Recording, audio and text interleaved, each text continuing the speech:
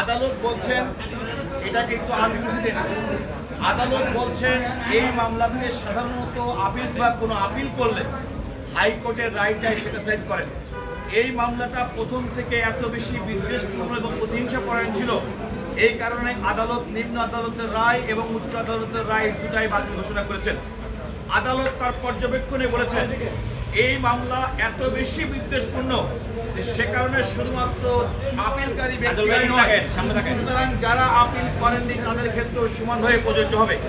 আদালত অত্যন্ত গুরুত্বপূর্ণ পর্যবেক্ষণ করেছেন যে দেখেন এই সিদ্ধান্ত অর্থাৎ আপিল বিভাগের আজকের রায়ের পরিপ্রেক্ষিতে এই যারা আসামি এবং আপিলকারী তাদের সমাজের যে সম্মান হানি ঘটেছিল তার একটা চির সমাপ্তি ঘটবে এবং তাদের ইনোসেন্টটা আজকে থেকে পুনরুজ্জীবিত হবে এবং তারা যে কখনোই অন্যায় কোনো অপরাধ করেনি সেটা বলে আজ এটার মাধ্যমে আদালত প্রত্যাশা করেছে।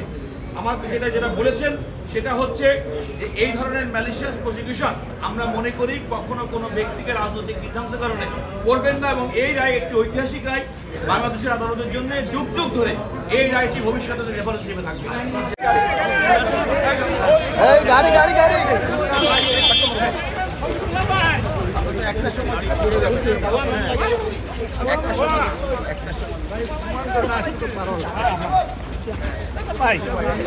Shea butter ও ভিটামিন ই সমৃদ্ধ lily glam beauty soap. Lily, always beautiful.